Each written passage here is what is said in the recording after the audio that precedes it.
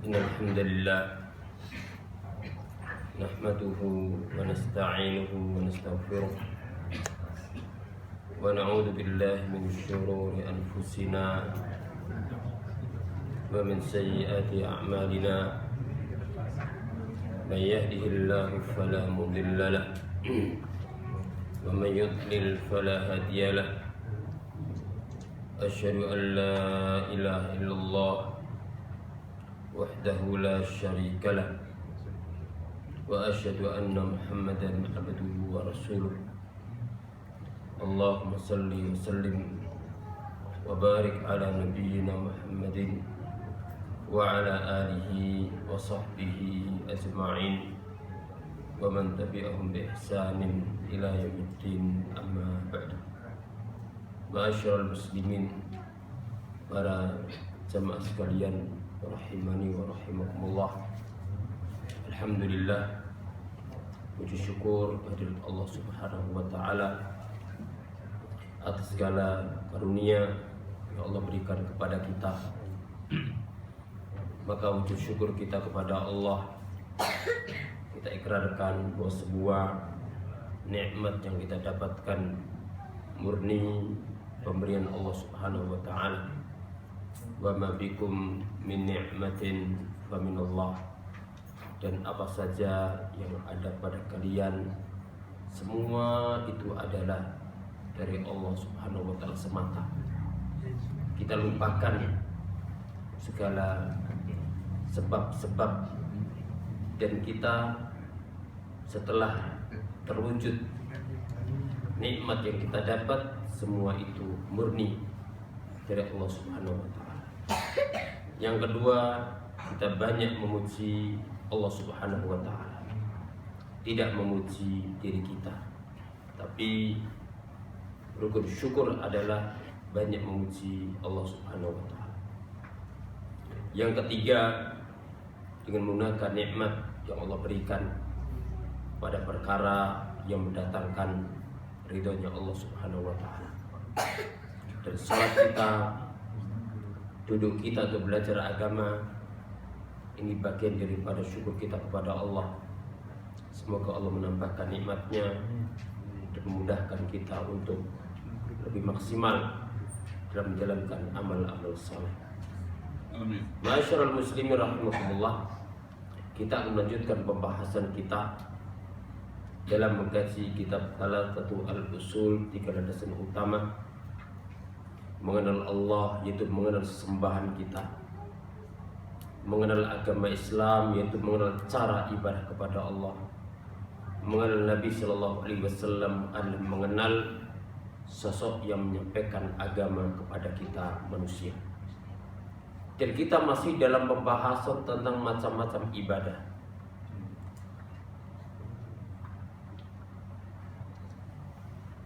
Kita sampai pada ibadah al-isti'anah, yaitu memohon pertolongan kepada Allah Subhanahu wa taala.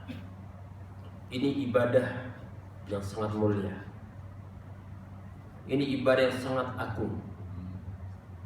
Sehingga Allah Subhanahu wa taala setiap hari memerintahkan kita untuk mengikrarkan bahwa kita minta pertolongan hanya kepada Allah Subhanahu wa taala.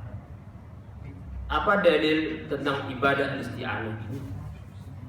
Yang pertama, dalil dari Al-Qur'anul Karim. Allah berfirman, "Iyyaka na'budu wa iyyaka nasta'in." Ya Allah, hanya kepadamu lah kami beribadah, dan hanya kepadamu pula kami mohon pertolongan. Maka di sini Allah menyebutkan al-isti'anah,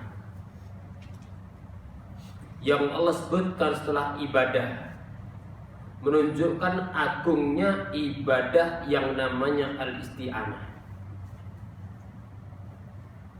Dan isti'anah dikatakan ibadah karena Allah perintahkan kita hanya memohon isti'anah hanya kepadanya. Allah mendahulukan mahaku takhir. Biasanya kalau objek itu di akhir, maf'ul bihi itu di akhir. Tapi pada ayat ini objeknya didahulukan, menunjukkan bahwasanya ibadah ini hanya hak Allah, kita kerjakan hanya kepada Allah.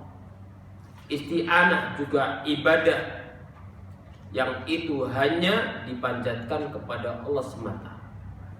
Wa iyyaka nasta'in, asalnya na'buduka wa nasta'inu bika, tapi disebutkan di awal objeknya, iyyaka na'budu wa iyyaka nasta'in. Dan dalam ilmu balaghah taqdim ma hakut takhir yufidu takhsis. Ketika yang sebenarnya di akhir dan di awal, susunan ini menunjukkan pengkhususan bahwa ibadah itu hanya untuk Allah, tidak boleh diberikan kepada selainnya. Isti'anah juga hanya kepada Allah Subhanahu wa taala, tidak boleh kepada selainnya. Ma'asyiral muslimin rahimakumullah, para ulama menyebutkan kenapa, sudah pernah saya sampaikan, kenapa disebutkan al-isti'anah setelah disebutkan iyyaka na'budu ibadah. Padahal isti'anah itu bagian daripada ibadah. Yang pertama menunjukkan agungnya ibadah ini. Dalam ilmu balaghah dzikrul khas ba'dal am litanbih ala ahamiyatil khas, disebutkan secara khusus setelah disebutkan ibadah secara umum, menunjukkan pentingnya ibadah isti'anah. Yang kedua, karena seorang hamba tidak akan bisa beribadah kepada Allah tanpa pertolongan dari Allah Subhanahu wa taala. Makanya surat ini dan ayat ini senantiasa diperintahkan untuk mengulang-ulang dalam surat kita. Karena agungnya ayat yang mulia ini, bagaimana agungnya Allah Subhanahu wa taala, dan bagaimana perintah Allah supaya para hamba ini tunduk kepada Allah Subhanahu wa taala semata. Seorang hamba tidak akan bisa ibadah, tidak akan bisa mentauhidkan Allah, tidak akan bisa sholat, tidak akan bisa puasa, tidak akan bisa belajar dan yang lainnya tanpa pertolongan Allah Subhanahu wa taala. Sisi yang lainnya, kenapa disebutkan al-ibadah kemudian setelah disebutkan al-isti'anah?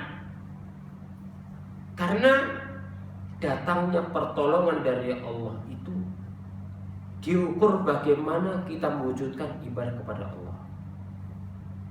Setelah Allah menyebutkan iyyaka na'budu, Allah sebutkan wa iyyaka nasta'in, isti'anah, minta tolong. Karena seorang itu mendapatkan pertolongan Allah, kembali bagaimana dia mewujudkan ibadahnya kepada Allah. Semakin ibadahnya dia maksimal, fisarra'i wad-dharra, dalam keadaan senang maupun dalam keadaan susah, maka Allah akan diberikan pertolongan dalam keadaan senang maupun susah. Barang siapa yang ibadah zahir dan batinnya dia maksimal, maka pertolongan Allah pada amaliyah zahirah, amaliyah batinah akan maksimal. Maka adanya pertolongan itu diukur bagaimana ibadahnya seorang hamba kepada Allah Subhanahu wa taala. Maka ini memberikan motivasi kepada kita agar mewujudkan ibadah murni kepada Allah Subhanahu wa taala. Kenal Allah tidak hanya saat sulit, tapi saat seorang hamba mendapatkan kelapangan, mendapatkan kesenangan, kebahagiaan, luasnya rezeki, tidak boleh dia lupa akan Allah. Tidak boleh lupa pesan-pesan Allah Subhanahu wa taala. Ta'arraf ilallah fir rakha ya'rifka fis syiddah. Baginda Nabi sallallahu alaihi wasallam bersabda, kenalilah Allah di saat kalian senang, lapang, bahagia. Niscaya Allah akan kenal Anda, akan berikan pertolongan saat kondisi sulit, kondisi susah. Maka bagian daripada sir rahasia al-isti'anah disebutkan setelah ibadah kepada Allah Subhanahu wa taala. Dalil yang kedua yang menunjukkan bahwasanya isti'anah itu ibadah, sabda Nabi sallallahu alaihi wasallam, wa idasta'anta fasta'in billah. Apabila kalian minta pertolongan, mintalah pertolongan hanya kepada Allah Subhanahu wa taala. Ketika minta pertolongan, mintalah pertolongan kepada Allah Subhanahu wa taala. Apa itu al-isti'anah? Talabul auni minallah fil wusuli ilal maqsud. Makna daripada isti'anah adalah minta pertolongan dari Allah untuk bisa sampai pada tujuan dan keinginan perbuatan yang kita inginkan. Talabul auni minallah fil wusul ilal maqsud, yaitu permohonan pertolongan kepada Allah untuk bisa mencapai yang kita inginkan. Itu isti'anah. Dan ini ibadah khusus kepada Allah Subhanahu wa taala. Akan tapi dalam perkara kaitannya adalah sifatnya manusia itu mampu, maka ini dibolehkan dengan beberapa syarat. Yang pertama, an yakunal musta'anu bihi hayyan. Yang pertama, ketika berkaitan dengan kehidupan manusia sehari-hari dalam kehidupan dunia, boleh minta tolong kepada manusia. Yang lain dengan syarat yang pertama adalah yang dimintai tolong adalah hidup, bukan yang mati. Akan tapi apabila seorang minta kepada orang yang mati, berarti dia minta kepada makhluk yang dia sendiri tidak mampu menolong dirinya sendiri, yang tidak mendengar. In tad'uuhum la yasma'u du'aakum walau sami'u mastajabu lakum wa yawmal qiyamati yakfuruna bisyirkikum wa la yunabbi'uka mithlu khabir. Jika engkau minta kepada mereka, in tad'uuhum, jika engkau berdoa kepada mereka, la yasma'u du'aakum, mereka enggak dengar doa kalian. Beda, alatnya beda, barzah, ada pembatasnya. Walau sami'u mastajabu lakum, kalau seandainya toh mereka mendengar, mereka tidak bisa mengijabai. Wa yaumal qiyamati yakfuruna bisyirkikum, hari kiamat kelak mereka akan mengingkari kesyirikan kalian. Wa la yunabbi'uka mithlu khabir, dan tidak ada yang dapat memberitakan dengan hakikat sebenarnya kecuali seperti Allah Subhanahu wa taala, yang dapat memberitakan, menyampaikan, mengkabarkan segala sesuatu adalah Allah Subhanahu wa taala. Maka syarat yang pertama berkaitan dengan minta tolong kepada makhluk adalah ayyakunal makhluqu hayyan, hidup, la maitan, bukan mati. Yang kedua adalah hadiran, itu orangnya hadir, ada. Kemudian yang ketiga adalah qadiran, dia mampu. Dalam sifatnya ada manusia, tolong menolong, yang Allah perintahkan wa ta'awun birri wat taqwa, dalam kehidupan manusia yang dia mampu. Kemudian tidak kalah penting, itu hanyalah dijadikan sebagai sebab, jadi sebagai sebab. Tapi yang mewujudkan apa yang kita inginkan adalah Allah Subhanahu wa taala, khaliqus sabab, yang menciptakan sebab. Ma'asyiral muslimin rahimakumullah. Akan tapi dahulu sebagian para salaf nggak mau mereka minta tolong kepada makhluk. Sebagian mereka naik ke atas kuda, kemudian jatuh tongkatnya. Ada orang yang nggak mau dia minta tolong, dia turun ngambil sendiri, karena tidak mau nanti hatinya ada ketergantungan kepada makhluk. Walaupun dalam hal ini adalah dibolehkan karena orang dimintai tolong hidup, dia ada, dia mampu, hanya sebatas sebab. Ini menunjukkan bagaimana kuatnya akidah mereka agar takutnya kepada Allah, harapannya kepada Allah Subhanahu wa taala. Kemudian masyarakat muslim rahimakumullah, yang ke berikutnya 11, al-isti'adzatu, yaitu minta perlindungan. Al-isti'adzah ini termasuk bagian daripada ibadah. Sebagaimana isti'anah itu bagian daripada doa, isti'adzah juga bagian daripada doa. Al-isti'adzah. Apa dalilnya? Firman Allah Subhanahu wa taala, "Qul a'udzu birabbil falaq." Katakanlah Muhammad, sampaikan Muhammad, umumkan Muhammad, "Qul a'udzu birabbil falaq." Aku minta perlindungan kepada Allah Rabbil falaq, Tuhannya subuh. Menunjukkan bagaimana pentingnya waktu subuh ini, waktu pagi yang menjadi kunci hari. Siapa yang di waktu pagi harinya waktunya berkah, maka ini berpengaruh pada waktu-waktu berikutnya. Qul a'udzu birabbil falaq. Kata Muhammad, aku minta perlindungan kepada Allah Rabbil falaq, Tuhannya waktu subuh. Allah Tuhannya segala waktu dan Tuhannya semua makhluk, Rabbul alamin. Tapi Allah khususkan Rabbil falaq. Dan Allah berfirman, "Qul a'udzu birabbin nas." Katakan Muhammad, aku minta perlindungan kepada Allah Tuhannya manusia. Ketika Allah Subhanahu wa taala perintahkan Rasulnya untuk minta perlindungan kepada Allah Subhanahu wa taala, bukan kepada makhluk, tapi Tuhannya para makhluk, Tuhannya manusia. Ini menunjukkan bahwasanya isti'adzah itu ibadah. Sehingga dahulu orang-orang Arab jahiliyah ketika singgah ke tempat yang dirasa angker, tidak ada penghuni, mereka itu minta perlindungan kepada tuannya, pembesar jin. Akan tapi ketika datang Islam, diingkari oleh baginda Nabi sallallahu alaihi wasallam. Dan Rasulullah sallallahu alaihi wasallam mengajarkan doa, yaitu a'udzu bikalimatillahi tammati min syarril ma khalaq. A'udzu, aku minta perlindungan. Karena ini ibadah, makanya kepada Allah. A'udzu bikalimatillahi tammah, dengan kalimat-kalimat Allah yang sempurna. Menunjukkan Al-Qur'an adalah kalamullah. Maka boleh minta perlindungan kepada Allah atau kepada nama dan sifatnya.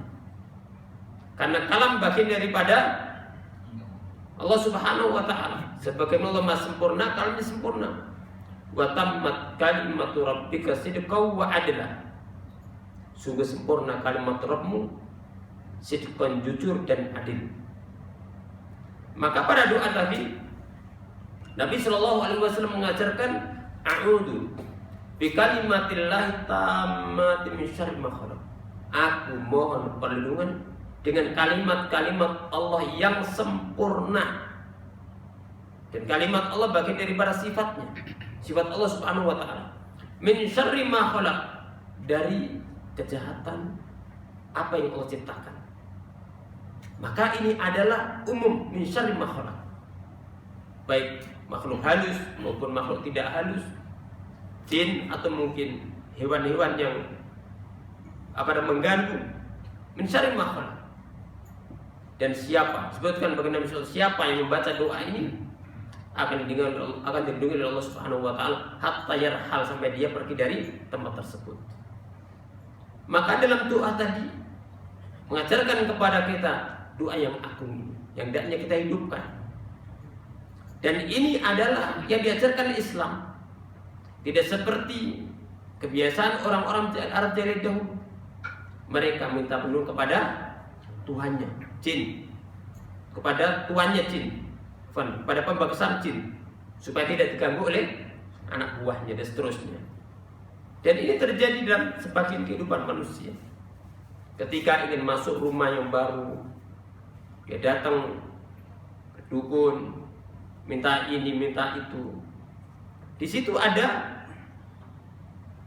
satu persembahan yang disuguhkan untuk selain Allah Subhanahu wa taala.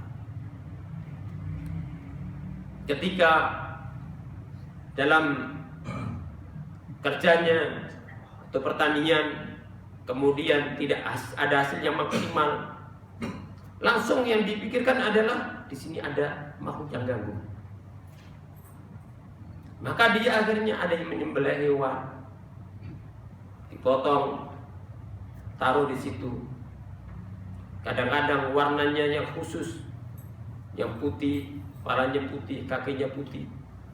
Ya, kadang-kadang tidak cukup ayam di laut, sembelih sapi, taruh kepalanya, dibuang. Tanda-tanda nyembelih untuk selain Allah itu yang pertama, dia tidak nyebut nama Allah, menyebut selainnya. Atau yang kedua, dia nyebut nama Allah tapi dipersembahkan selain Allah. Buktinya apa? Ada yang ditaruh di situ, kepalanya atau kakinya, sengaja dijadikan bagian sesajen. Ini bagian daripada adab quriulillah. Padahal semua itu tidak ada kaitannya dengan rezeki manusia. Tidak ada kaitannya hasil pertanian, tidak ada kaitannya dengan hasil laut. Tidak sebab syar'i, tidak pula qadari. Ma'asyiral muslimin rahimakumullah. Wal isti'adatu syar'an talabul 'audhi minallahi 'inda wurudil mukhawwifi. Yang dinamakan isti'adah adalah mohon pertolongan kepada Allah ketika ada sesuatu yang ditakuti. Minal mukhawwif, namanya isti'adah. Jadi ini bagian daripada doa. Ini bagian daripada doa. Ada isti'anah, yaitu minta perlindungan kepada Allah sampai apa yang diinginkan. Ketika minta perlindungan kepada Allah, perlindungan kepada Allah dari sesuatu yang ditakutkan, namanya isti'adah, bagian dari doa. Ketika minta pertolongan kepada Allah ketika ada musibah atau darar, namanya istighatsah. Itu semua bagian daripada doa. Semua harus ditujukan kepada Allah Subhanahu wa taala. Kemudian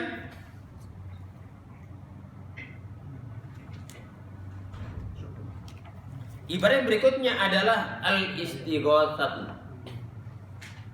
Al-istighatsah bagian daripada doa. Allah berfirman, "Ittastaghitsuna rabbakum fastajaba lakum." Tatkala kalian meminta pertolongan kepada Allah saat ada darar, ada musibah, seperti dalam keadaan peperangan, "Ittastaghitsuna rabbakum fastajaba lakum," maka Allah mengijabi permintaan kalian. Wal istighatsatu billahi syar'an talabul ghauthi minallahi inda wurudid darari, yaitu minta pertolongan kepada Allah ketika datang suatu yang membahayakan. Ketika ada suatu yang bahaya kemudian kita minta tolong, ini namanya al-isti'adzatu. Dan ini ibadah yang mulia. Ini hak Allah Subhanahu wa taala, kecuali dalam perkara yang sifatnya manusiawi.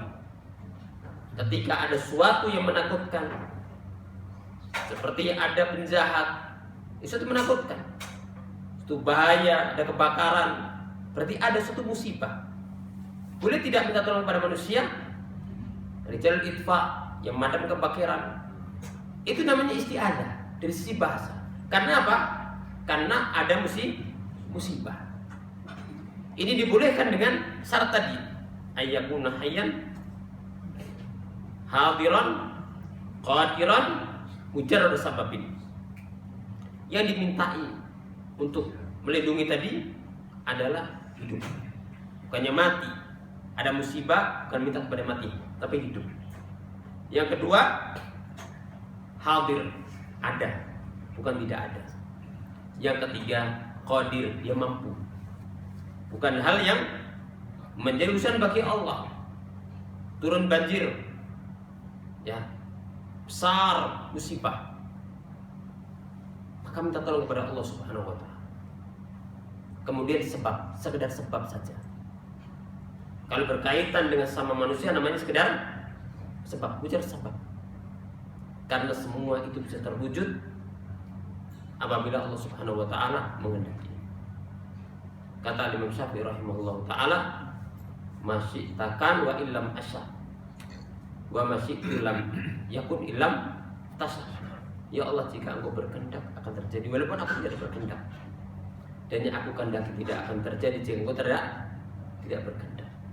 Makanya kehendak manusia berada di bawah kehendak Allah Subhanahu wa ta'ala.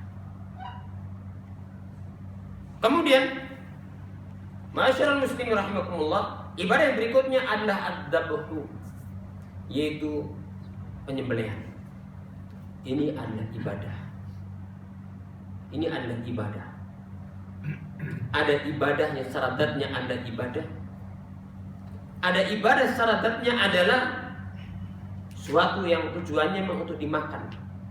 Tapi ketika dia menyebutkan karena Allah, menjadi ibadah karena niatnya karena Allah tadi. Abad ibadah yang sifatnya biasa, tujuannya adalah tadi untuk dibagi hadiah biasa. Tapi kalau secara khusus adalah yang berkaitan bahimatul an'am. Bahimatul an'am itu adalah sapi, unta dan kambing. Bahimatul an'am itu kurban. Bahimatul an'am. Akan tapi apabila suatu penyembelihan, apapun hewannya, walaupun cicak, walaupun lalat, ketika dia menyembelih untuk disuguhkan kepada berhala atau jin, maka berarti dia memalingkan ibadah kepada selain Allah Subhanahu wa ta'ala.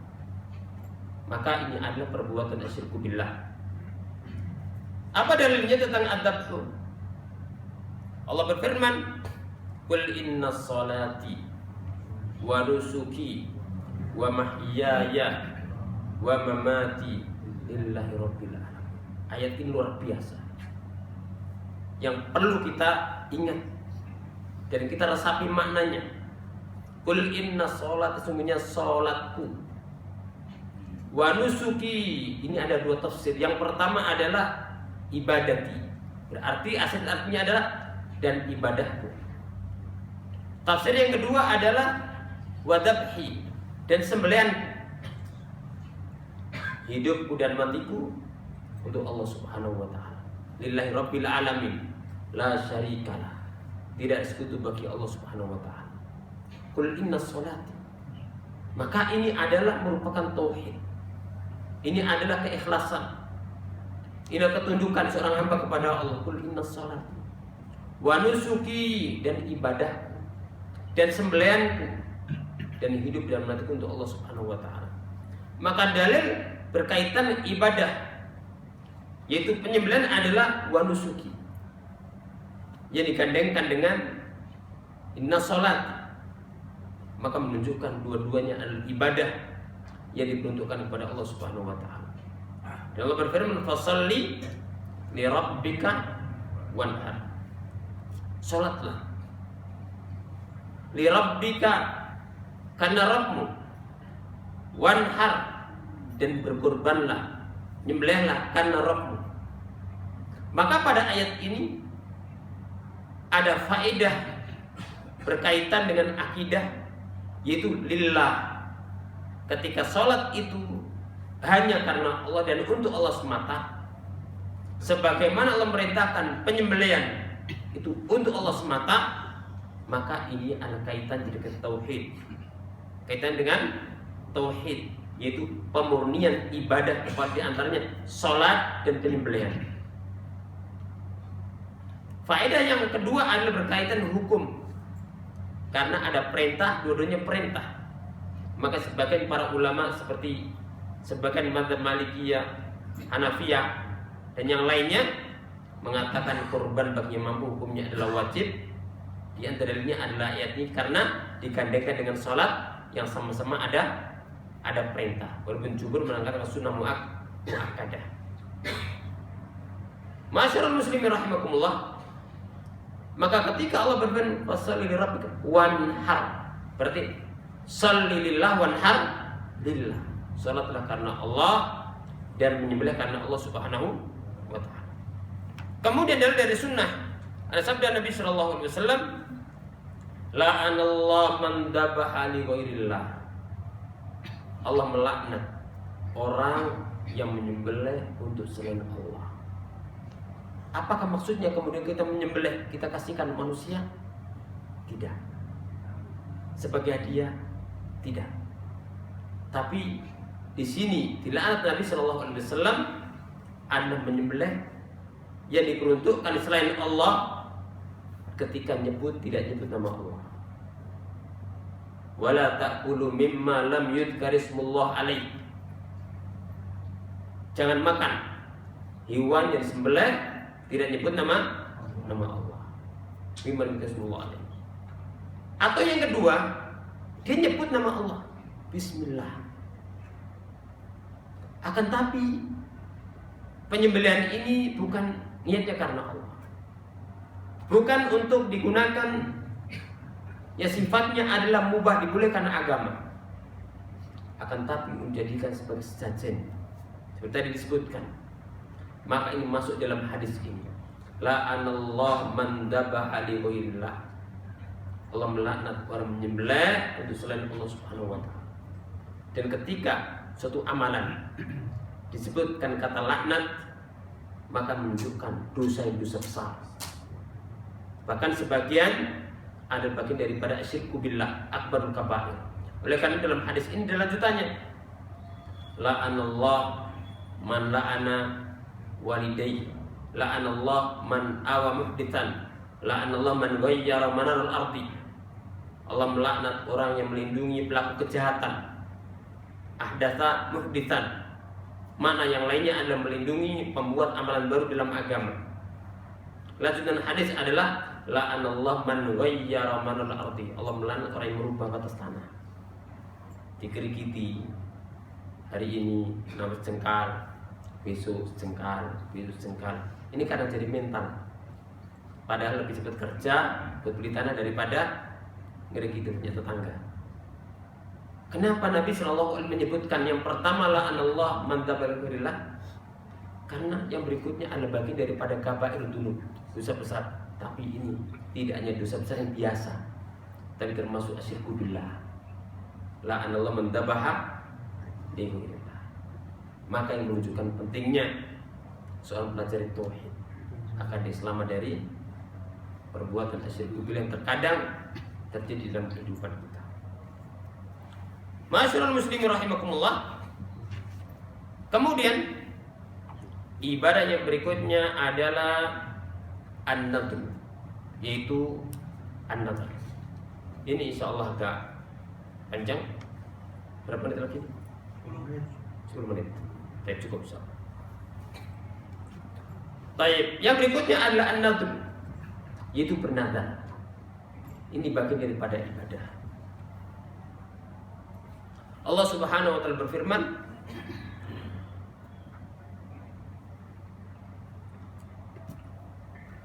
yufuna bin nadri wa yakhafuna yawman kana syarruhu mustatira.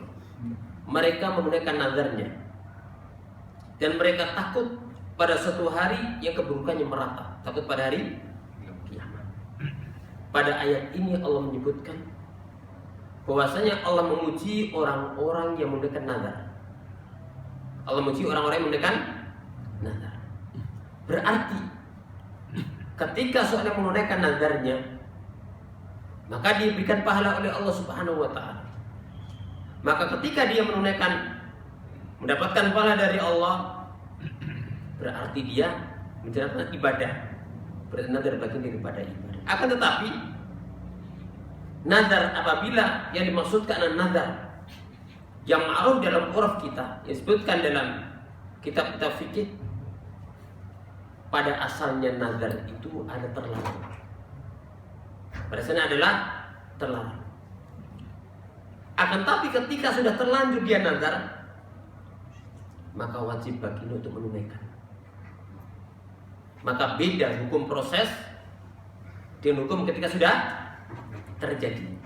Ahkamus syuru' ghairu ahkamul wuqu'. Hukum proses awal beda dengan ketika sudah terjadi. Makanya para ulama sebagian mengatakan nazar hukumnya adalah haram, sebagian mengatakan hukumnya adalah makruh. Baginda Nabi Shallallahu Alaihi Wasallam bersabda, la tanzuru fa innahu la yustakhraju illa minal bakhil. Jangan bernazar, karena nazar itu tidak keluar kecuali dari orang bakhil. Dari mana dikatakan bahwasanya orang bernadar itu orang yang bakhil?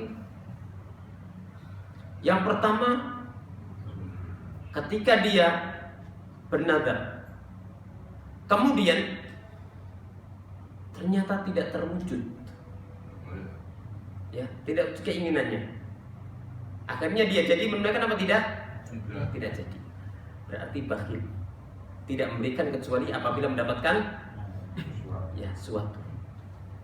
Yang kedua, apabila ternyata keinginan terwujud dan berat untuk menunaikan, terkadang berjuang mencari fatwa sana sini, bagaimana supaya bisa menggugurkan nadaran supaya tidak jadi.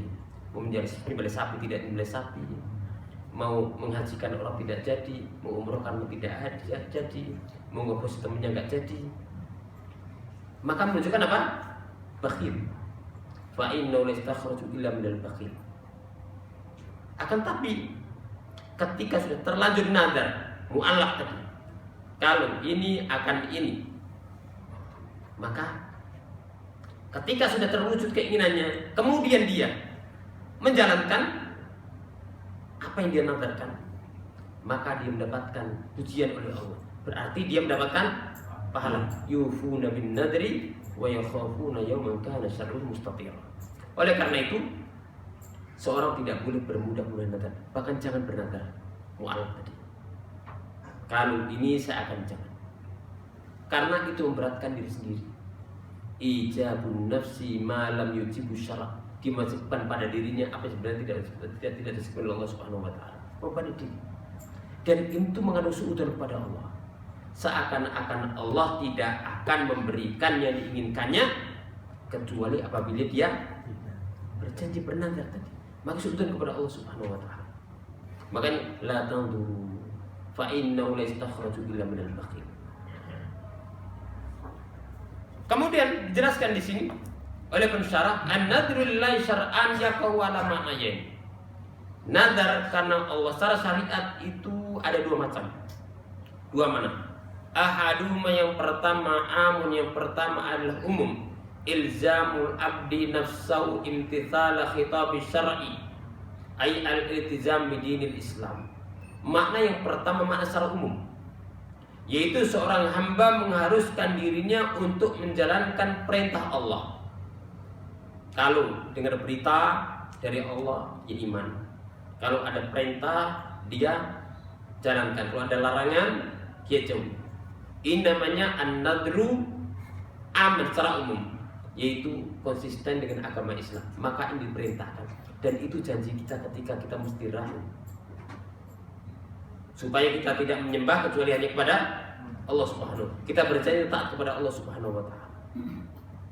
Wal akhir yang kedua khas, ilzamul abdi nafsuhu lillahi tanaffulan muayyanan ghairu mu'allaqin, yaitu yang khusus, yaitu seorang hamba mengharuskan pada dirinya suatu amal yang sunnah tertentu, tidak mu'allaq, tidak dikaitkan dengan suatu.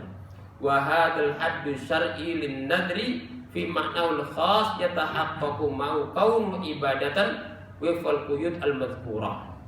Dan yang kedua ini, makna secara khusus ini adalah dikatakan ibadah apabila terpenuhi syarat-syarat pada nadar.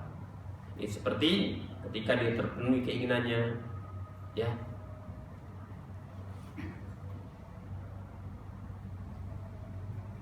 Jadi yang dia nadarkan adalah sesuatu yang nafal. Cuman kalau dia nadar ternyata tentang suatu kewajiban, berarti dia diwajibkan dengan dua hal. Satu, wajibkan nadarnya itu wajib.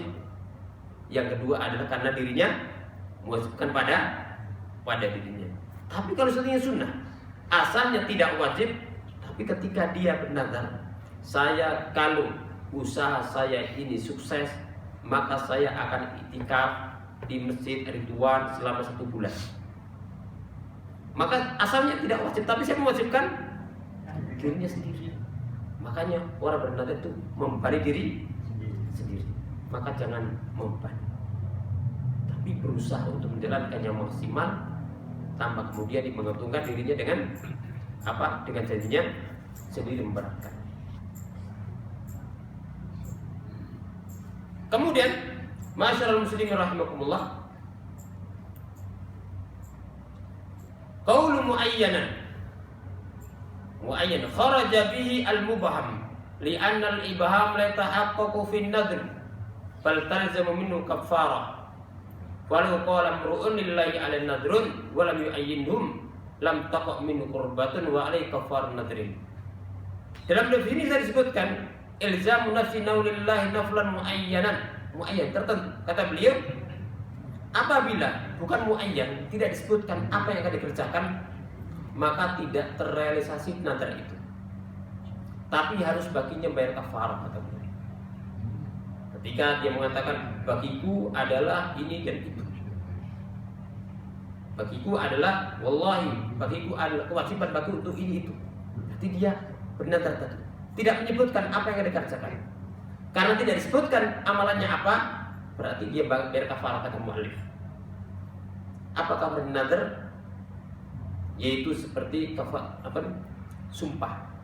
Wa kafaratu it'amu asyaratul masakin min awsati ma tut'imuna ahlikum aw kiswatukum aw tahrir raqabah wa man yastati' fa siyamu thalathati ayyam. Dzalika kafaratu aymanikum fahfadhu aymanakum. Apa kafarnya? Pertama adalah it'amu asyaratul masakin, berikan makan kepada 10 orang miskin. Min awsati ma tut'imuna ahlikum, yaitu pertengahan yang kita berikan makan kepada keluarga. Umpama satu kursinya setiap harinya adalah umpama 15.000. Berarti 15.000. Kalau kadang 20, kadang 10, berarti ambil tengah 15.000. Ini yang pertama. Itu au kiswatu, berikan pakaian kepada orang fakir miskin. Pertengahan. Au tahrir raqabah, berikan budak, enggak ada. Atau puasa 3 hari. Apakah pisah-pisah? Tidak, tapi berurutan. Saya sebutkan dalam qiraah yang lainnya. Sila satu siyam salatu ayyam mutataliyah, berurutan. Itulah kafarah bagi sumpah kalian. Dan hadis menyebutkan kafaratul yamin. Berarti nazar ini kafarah seperti kafarah seorang yang sumpah tadi. Berarti kafaratu nadri adalah ada 4 hal tadi. Ada 4 hal. Maka tidak boleh seorang bermudah-mudahan membebani diri. Mending seorang bebas, tapi dia mewujudkan yang maksimal diinginkan. Kemudian kata mu'allif ghairu mu'allaqin kharaja bi ma kana ala wajhil iwad wal muqabalah mimma yanduruhul abdu fi muqabalati ma yuriduhu minallah kan yakulillahi alayya in syafa maridi an asuma thalasa ayyam fa hadha la yu'addu qurbatan li an waqa ala wajhil iwadi wal muqabalah. Ketika seorang mengatakan bahwasanya apabila aku punya kewajiban kepada Allah, maksudnya nazar, jika Allah menyembuhkan orang sakitku, aku akan puasa 3 hari. Maka ini adalah bukan kurbah, tapi ini adalah nazar dia. Secara asal tidak Allah perintahkan, tapi siapa mewajibkan? Tidak sendiri. Li'an nuwa ala wajib iwat, karena ini terjadi ada imbal baliknya. Sembuh, maka dia punya kewajiban. Dia wajibkan dia, maka ini harus dia tunaikan, harus dia tunaikan.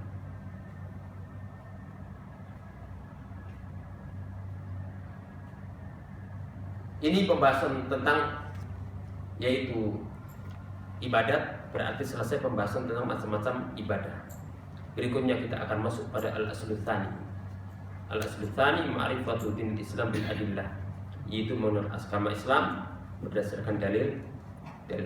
Demikian, mudah-mudahan sedikit bermanfaat. Aku lakukan hadza, jazakumullahu khairan. Assalamualaikum warahmatullahi wabarakatuh. Waalaikumsalam warahmatullahi wabarakatuh.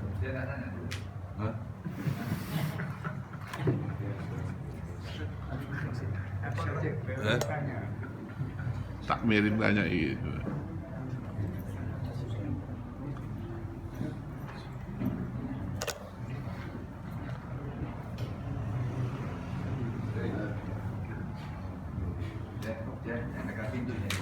Yang dekat pintu. Oh, هذا واحد كبير.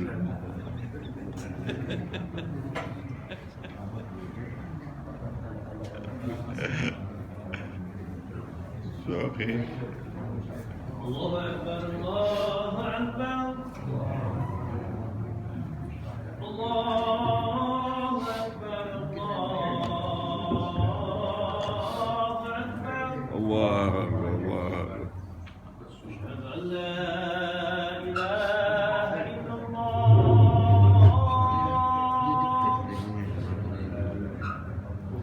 أشهد أن لا إله إلا الله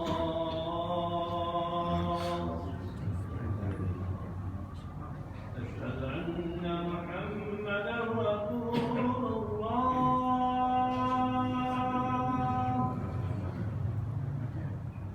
أشهد أن محمدا رسول الله